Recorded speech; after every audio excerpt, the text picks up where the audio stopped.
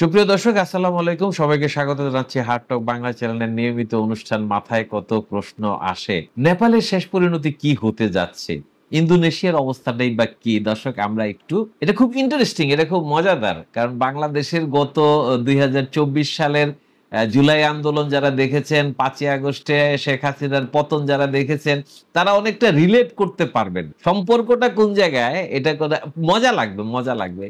এই শেখ হাসিনা কিসে করে চলে গিয়েছিলেন, আমরা একটা হেলিকপ্টারের দৃশ্য দেখেছি। তো পরে জানা গেছে যে ওই হেলিকপ্টারটা দিয়ে উনি যান নাই, একটা ভারতীয় সামরিক বাহিনীর একটা বিমানে উনি উঠছেন। তো যে নতুন ঘটনাটা আসছে সেটা হলো যে নেপাল সরকার, আওয়ামী লীগ সরকার কিন্তু ছাত্রদের দাবি মেনে নেওয়ার ব্যাপারে প্রথম দিকে কিছু বলে নাই। নেপাল সরকার আওয়ামী লীগের পরিণতি দেখা তারা কিন্তু ওই যে ২৬টা সামাজিক যোগাযোগ মাধ্যমের যে বন্ধ করে দিয়েছিল সেগুলি কিন্তু ওপেন করে দিয়েছিল সোমবার রাতেই। তাতেও শান্ত করা যায় নাই জেনজিদেরকে, তাতেও শান্ত করা যায় নাই। তারা উদ্দাম, তারা বিক্ষুব্ধ, তারা শেষ দেখতে চায়। মন্ত্রীরা পদত্যাগ করলো, প্রধানমন্ত্রী পদত্যাগ করলো, রাষ্ট্রপতি পদত্যাগ করলো, কিন্তু বাঁচোয়া নেই। জেনজিরা কোনো কথা শুনতে রাজি না। আমরা সম্ভবত জেনজিদের মনের ভাষাটা বুঝতে ভুল করতেছি। যারা ক্ষমতায় আছে, যাদেরকে ইদানিংকার ভাষায় না, বহু পুরনো ভাষায়, সেই গ্রিসেও ছিল, অলিগার্কি একটা শ্রেণী আছে যারা নিজেদেরকে খুব ক্ষমতাবান মনে করে। অন্য জনগণের কথা তারা এমন ভাবে প্রকাশ্যে বলে যে আমরা জনগণের জন্য এই করে ফেলবো, সেই করে ফেলবো, নানান রকম কথাবার্তা বলা হয়, কিন্তু আসলে জনগণের তারা ২ পয়সা পাত্তা দেয় না। আরে কি হয়েছে, ওইগুলি কি করবে? তারাই সবকিছু নিয়ন্ত্রণ করবে। এই জায়গাটা থেকে সম্ভবত দুনিয়াই সরে আসতেছে। এই যে দক্ষিণ পূর্ব এশিয়ার দেশগুলি, আপনারা দেখেন কি হলো শ্রীলঙ্কাতে ২০২২-এ, কি অবস্থাটা হলো। রাজা পাকসেকে একেবারে উচ্ছেদ করা হইলো, তার বাসভবনে গিয়ে হামলা করা হইলো।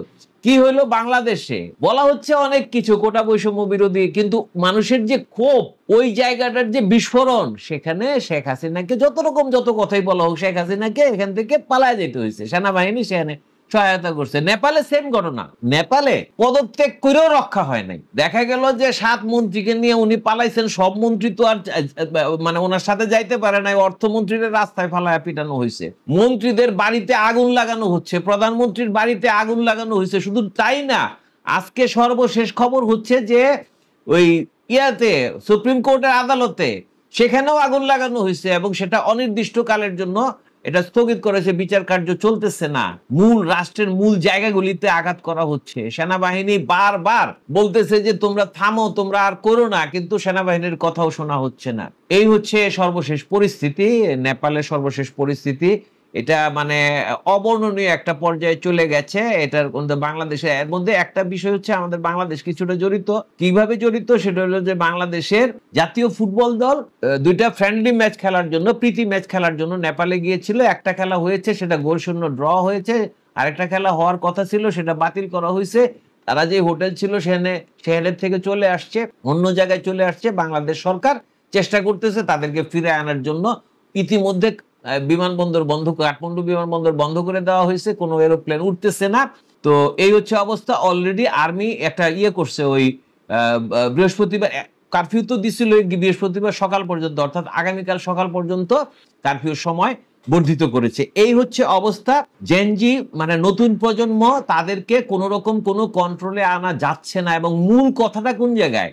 এখানে সামাজিক যোগাযোগ মাধ্যমকে মানে বন্ধ করে দেওয়া হয়েছিল। এটা হলো একটা কারণ, যে কোনো ছোট্ট কারণে বিস্ফোরণটা কেন ঘটতেছে। কারণটা হচ্ছে এই যে মানে সামন্ত প্রভুদের শ্রেণী যারা রাষ্ট্রটাকে চালায়, তারা মানে কি একেবারে মানে তাদের যে বিলাসিতার জায়গা, তাদের যে ছেলে মেয়েরা কি পরিমাণে বিলাসিতার মধ্যে থাকে, অথচ সাধারণ মানুষ কষ্ট করে দিন মানে যাপন করতে পারতেছে না। তো এই যে ক্ষোভের জায়গাটা, এই ক্ষোভের বিস্ফোরণ কিন্তু দেখা যাচ্ছে নেপালে। এই যে মন্ত্রী, আমলা, এদের ছেলেদেরকে বলা হচ্ছে নেপো কিডস। তারা বিশাল বিলাসিতার ভিতরে থাকেন, তারা কোথায় কোথায় বেড়াইতে যান, এগুলি ইউটিউবে দেখতো, রিলগুলি দেখতো। এই ক্ষুব্ধতাটা তৈরি করা হয়েছিল। এবং একটা অদ্ভুত বিষয় হচ্ছে কি, যে বাংলাদেশের মডেলটাও কিন্তু এইরকমই। যখন ক্ষোভ তৈরি হয়েছে তখন কে নেতৃত্ব দিচ্ছে, কারা নেতৃত্বে আছে, এটা কিন্তু আমরা খুব একটা বুঝতাম না। পরবর্তী সময়ে যখন সরকার গঠিত হইলো তখন জানা গেল সে এই জায়গায় নেতৃত্ব দিছিল, সে এই জায়গায় জীবন দিছিল, সে ওখানে মায়ের খেয়েছিল, এই টাইপের বিষয়গুলি আমরা জানছি। কিন্তু অ্যাজ এ হোল কোনো নেতৃত্ব কিন্তু ছিল না। রাজনৈতিক নেতৃত্বরা সুবিধাভোগী, তারা রাষ্ট্রের টাকা পয়সা খায়, এই সমস্ত মানে তারা দুর্নীতি করে, দুর্নীতি করে নিজের আখের গুছায় ফেলে, জনগণের কোনো রকম উন্নয়ন হয় না। এই যে জায়গাগুলি, এই জায়গাগুলি আলটিমেটলি ক্ষোভ তৈরি করছে, এবং এই ক্ষোভ এমন বিস্ফোরণ করছে যেটা হলো মানে আগ্নেয়গিরির অগ্নুৎপাতের চাইতেও ভয়াবহ। মাপ চাইয়া, ক্ষমা চাইয়া, কোনোভাবে ক্ষমতা ছেড়ে দিয়ে কোনোভাবেই রক্ষা করতে পারতেছে না নিজেদেরকে। নেপালের সর্বশেষ অবস্থাটা হলো এই জায়গায়। শুধু নেপাল না, কিন্তু আলোচনায় কিন্তু ইন্দোনেশিয়াও আছে। ইন্দোনেশিয়াতে কি হয়েছে? ইন্দোনেশিয়াতে মোটামুটি সেম ঘটনাটা এখানে ঘটছে, যে সেখানেও একই রকম ক্ষুব্ধতা তৈরি হয়েছে। সাধারণ মানুষ ক্ষেপে গেছে। কি কারণে ক্ষেপে গেছে? একটা ছোট্ট মানে বিষয়টা বলি সরাসরি। সেটা হচ্ছে সাংসদরা, মানে যারা আইন প্রণয়ন করেন, অতি সম্প্রতি আইন প্রণয়ন তারা বলছে তাদের আবাসন ভাতা $3000 বেশি দিতে হবে, এবং সেটা সংসদে পাশ হয়েছে। যে এটা ঘটলো, ওই মানুষ খেপে গেল। শুধু এটা ঘটছে যে তা না, ডেপুটি স্পিকার বলতেছে এটাও নাকি সাফিসিয়েন্ট না। সাধারণ মানুষ গেল খেপা। জাকার্তাতে একজন মানুষ দিন রাত পরিশ্রম করেও মাসে $500 বেশি ইনকাম করতে পারে না, সেখানে আবাসন ভাতা দিতে হবে $3000 বেশি। এমপি, এই যে এমপিরা, এটা কিন্তু সরকারি দল বিরোধী দলের মধ্যে কোনো পার্থক্যের বিষয় নাই, সবাই এটা পাবে। এটা কিন্তু আমরা বাংলাদেশেও দেখেছিলাম যে যখন আওয়ামী লীগ বিএনপি ক্ষমতায় ছিল তখন দেখা যাচ্ছে তাদের মধ্যে অনেক বিরোধ, তারা অনেক বিষয়ে মতানৈক্য থাকে, তাদের তর্কাতর্কি হয়, রাগারাগি হয়, কিন্তু সংসদের একটা সুবিধা, সংসদ সদস্যদের জন্য একটা সুবিধা যখন পাশ করতে পারে, পাশ করানো যায় যে তারা করমুক্ত গাড়ি কিনতে পারবে, ওই ব্যাপারে কিন্তু বিরোধিতা কখনো দেখা যায় নাই। তো এই যে ইন্দোনেশিয়াতে কি হইলো, $3000 বেশি আবাসন সুবিধা এই এদেরকে দিতে হবে। তারা তো একটা বিশাল ব্যাপার, রাষ্ট্র চালায় মানে কি একটা বিশাল ব্যাপার করে, কি করে আল্লাহই জানে। জনগণের জন্য কিন্তু তারা কোনো কিছু করে না। ইন্দোনেশিয়ার মানে এই জিনিসগুলি কিভাবে, আরো একটা ঘটনা এখানে আছে। ইন্দোনেশিয়ার যে রাষ্ট্রপতি, প্রধানমন্ত্রী, তিনি এই কিছুদিন গত অক্টোবরে ক্ষমতায় আসার পরই যেটা করছেন, এখানেও কিন্তু একটু খেয়াল করবেন দর্শক, মিলটা কোথায়। উনি বেশ কিছু বড় বড় প্রকল্প অনুমোদন করছেন। এই প্রকল্পগুলি জেনজিন যারা, নতুন প্রজন্ম যারা, এই সাধারণ মানুষ যারা, তাদের কাছে মনে হয়েছে এই প্রকল্পগুলি তো দরকার নাই, এগুলি বড় বড় প্রকল্প।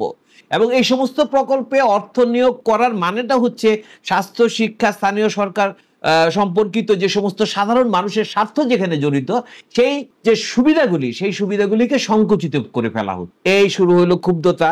এবং একটা জিনিস হচ্ছে যে সাধারণ মানুষ যেটা বলতেছে যে আমরা মাসে $500 উপার্জন করতে পারি না, রাজনীতিবিদরা লোয়েস্ট $9000 থেকে $21000 বেশি তারা মাসে উপার্জন তাদের গড়ে। তাহলে এইটা কিভাবে, এত বৈষম্যটা কিভাবে তারা মেনে নেবে?